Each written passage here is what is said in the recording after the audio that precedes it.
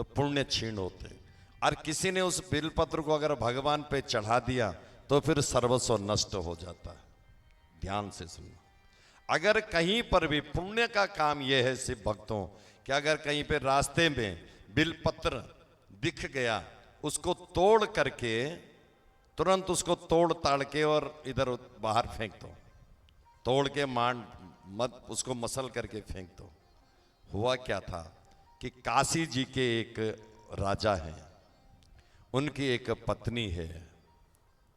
काशी जी नरोत्तम महाराज, राजा नरोत्तम की पत्नी थी रानी, नीति सुयज्ञ उसका नाम था रानी का, याद रखना। रानी का नाम था नीति सुयज्ञ। और वो शंकर भगवान के अनन्य भक्त थी। राजकुमारी से शादी हुई। उसने एक शर्त रखी कि मैं उस घर में विवाह करूंगी जिनके घर में शिवालय होगा, जिनके वाटिका होगी, उस बगीची में हार श्रृंगार अपराजिता का और बिलपत्र के पेड़ होंगे। भगवान शिव जी को आक धतूरा भांग जो सर्वाधिक प्रिय जिस बगीची में वो लग रही होगी। तो राजा नरोत्तम ने कहा मैं ये सब उपलब्ध करा दूंगा राजकुमारी आपको।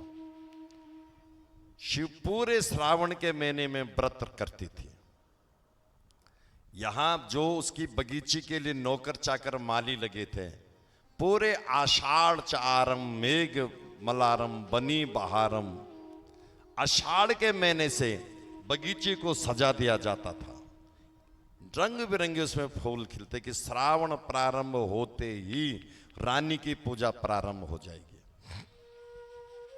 माताओं, एक स्वर्ग का गंधर्व था, उसका नाम है पुष्पदंत। क्या नाम है?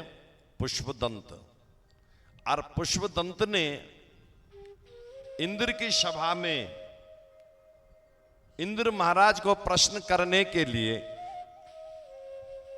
रानी के बगीचे में से पुष्पों को चुरा चुरा करके अपने लिए अच्छे अच्छे हार बनाता और फिर इंद्र को नाच दिखाता और इंद्र से नाना प्रकार के इनाम प्राप्त करता। रानी बहुत परेशान हो गई। जब शिवजी की पूजा के लिए महारानी साहब टोकरी लेके जाते कि अब पूजा करूंगी तो सुबह पुष्प ही नहीं मिलते, क्योंकि फूल तो पुष्पदंत चुरा करके ले जा रहा है। अब रानी परेशान हो गई कि अब मैं अपने भोले बाबा को क्या चढ़ाऊंगी। माली को बुलाया, माली भैया कहां गए पुष्प, अब मैं हार श्रृंगार कैसे चढ़ाऊंगा, क्या कहां से लाऊंगी। उसने कहा मैं तो पूरी रखवाली कर रहा था, सूर्य अस्त तक सारी बगीची फूलों से लदी हुई थी, पर पता नहीं रात को ये फूल कहां चले गए। कोई बात नहीं भैया, आज की पूजा मेरी गई, ध्यान रखिएगा कल से, और सुरक्षा बढ़ा दो, कोई चोर तो नहीं आता। सैनिक लगाए गए। रात आता पुष्पदंत वायु मार्ग से बढ़िया बढ़िया फूलों को चुन करके और ले जाता। रानी फिर टोकरी लेके आई, परेशान हो गई, ये चोर कौन है। राजा को शिकायत पहुंचाई। राजा ने पूरी सेना को आड़े हाथों लिया कि जब तुमसे एक बगीचे की रक्षा नहीं हो पा रही है, फूलों की तुमसे सुरक्षा नहीं हो पा रही है, तो तुम देश की क्या रक्षा करोगे। सैनिकों ने कहा साहब हम रात भर जगते रहे, पर चोर का कोई पता ही नहीं चला कहां से आया, अब क्या करेंगे। वो तो वायु मार्ग से आता था। आपातकालीन बैठक बुलाई गई, इमरजेंसी मीटिंग हुई, वहां पर आचार्य गण भी आए, वेदज्ञ देवज्ञ और वेदज्ञ ब्राह्मण बुलाए। उन्होंने कहा साहब एक सुझाव हम भी देते हैं आपको, अगर चोर आपका कोई देवदूत होगा तो वो तो सीमा से नहीं आएगा, तारवार के अंदर से घुस के नहीं आएगा, वो तो वायु मार्ग से आता होगा। इसलिए ऐसा करो महाराज, सोमवार के दिन बिलपत्र को तोड़ना नहीं चाहिए, याद रखना। रविवार के दिन तुलसी नहीं तोड़ते हैं और सोमवार के दिन बिलपत्र नहीं तोड़नी चाहिए। और सोमवार के दिन बिलपत्र चढ़ाने का सर्वाधिक फल है, लेकिन रविवार के दिन बिलपत्र तुड़वा करके और बाल्टी में पानी में रख दो या गीले कपड़े में रख देना चाहिए। बिलपत्र की जो पीछे की जो डंडी में जो थोड़ा सा गांठ होती है उसको तोड़ देना चाहिए, वो भगवान के गले में अटकती है, उसको भी पीछे से तोड़ देना चाहिए। समझ रहे आप? थोड़ा समझना इस प्रसंग को। बिलपत्रों में राम राम लिखने से शंकर भगवान बहुत प्रश्न होते हैं, क्योंकि जब शंकर भगवान ने जहर घटकाया था, समुद्र में से जब जहर निकला तो शंकर के मुख से एक ही नाम निकला था, रा में मुंह खुला और मां में राम मुंह बंद हुआ था। तो उसमें राम लिखते हैं तो और भी ज्यादा वो बिलपत्र पुण्यकारी हो जाता है।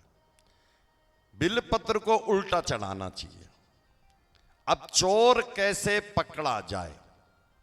ब्राह्मणों ने कह दिया महाराज रविवार को बिलपत्र तोड़ करके और बिलपत्र तोड़ करके और उन पुष्पों के पेड़ के इधर उधर उन बिलपत्रों को बिछा दो, बेलपत्र को बिछा दो।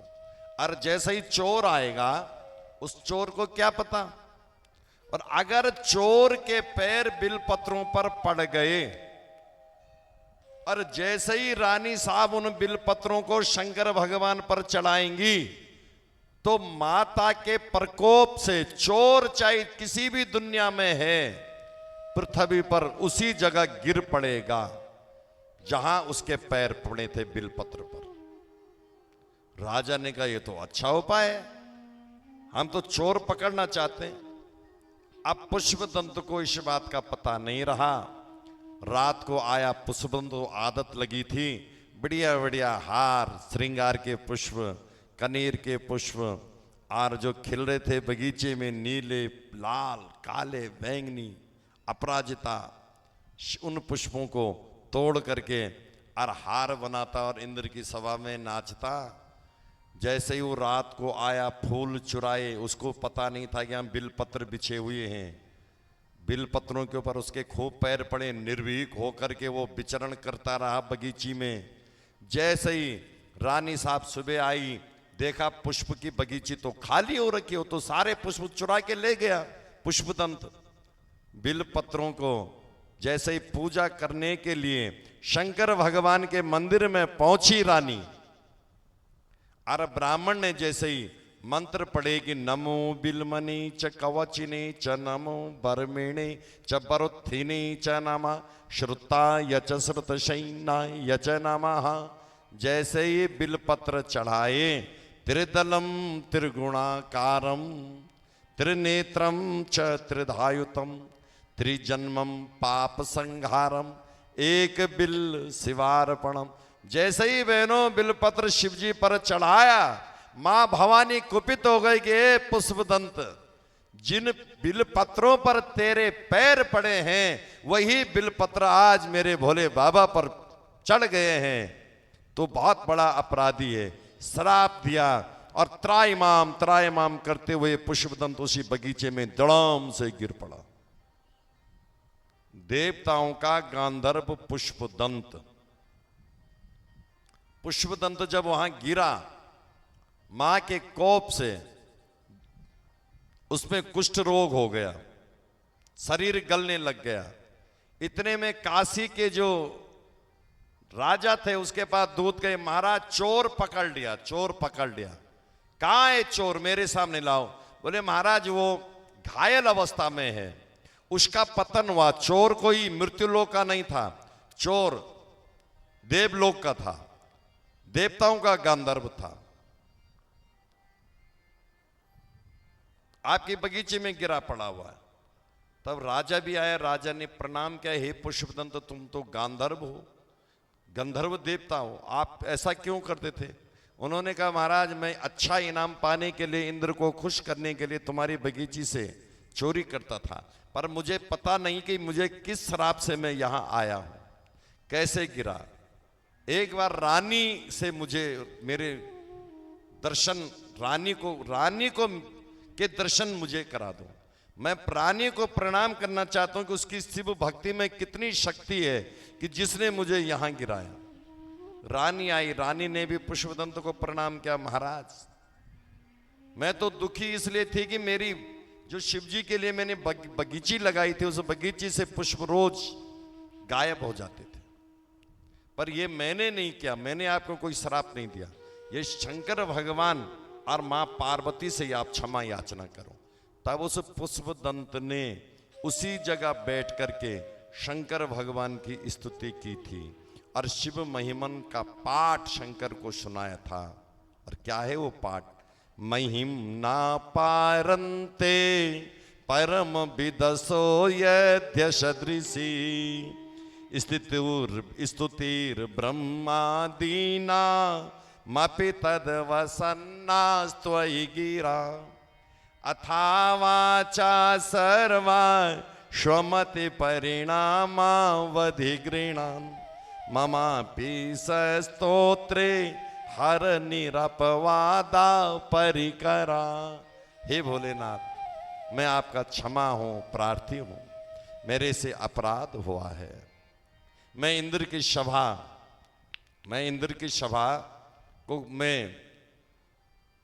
सभा को प्रश्न करने के लिए ये सब करता था। जब रात दिन शंकर भगवान की स्तुति करने लग गए, तब शंकर भगवान ने प्रश्न होकर के, खुश होकर के और उस पुष्पदंत को बोला कि हे पुष्पदंत, जा, मैंने तो तुझे क्षमा कर दिया, पर अगर पार्वती तुझे माफ कर दे तो तेरा ये कुष्ठ रोग ठीक हो सकता है। तब मां पार्वती ने पुष्पदंत को कहा कि जो तूने स्तुति लिखी है उस स्तुति से मैं प्रश्न हूं। तेरी ये स्तुति जो शंकर भगवान को के मंदिर में कोई सुनाएगा या तेरी इस कथा को कोई सुनेगा, उसके 3 जन्मों के पाप शांत हो जाएंगे। आशामाप्तमिदं स्तोत्रम, कितना सुंदर लिखा है, बहुत सुंदर लिखा है कि दीक्षा आसामाप्तमिदं स्तोत्रम पुण्यम गंधर्व भासितम अनोपम्यम मनोहारी शिवमेश्वर वर्णनाम। तो माताओं, फिर वो शंकर भगवान की दिव्य स्तुति करने लग गया, शंकर भगवान की क्षमा याचना करता है कि हे भोलेनाथ, मेरे से बहुत बड़ा अपराध हुआ है। तब उसने इस स्तुति को लिखा। माताओं याद रखना, अगर बिलपत्र रास्ते में मिल गया कहीं, अगर उसमें हमारा पैर पड़ता है तो पुण्य तो भी क्षीण होते हैं, इसलिए टप से उसको उठा करके, तोड़ करके और उसको एक जगह रख देना चाहिए। उसको अगर किसी ने चढ़ा दिया भगवान पर तो जितने लोगों के उसमें पैर पड़े उतने लोगों के पुण्य नष्ट हो जाते हैं, वो पाप के भागी बन जाते हैं। एक घर में कोई कैसा से कैसा भी कितना रोगी हो,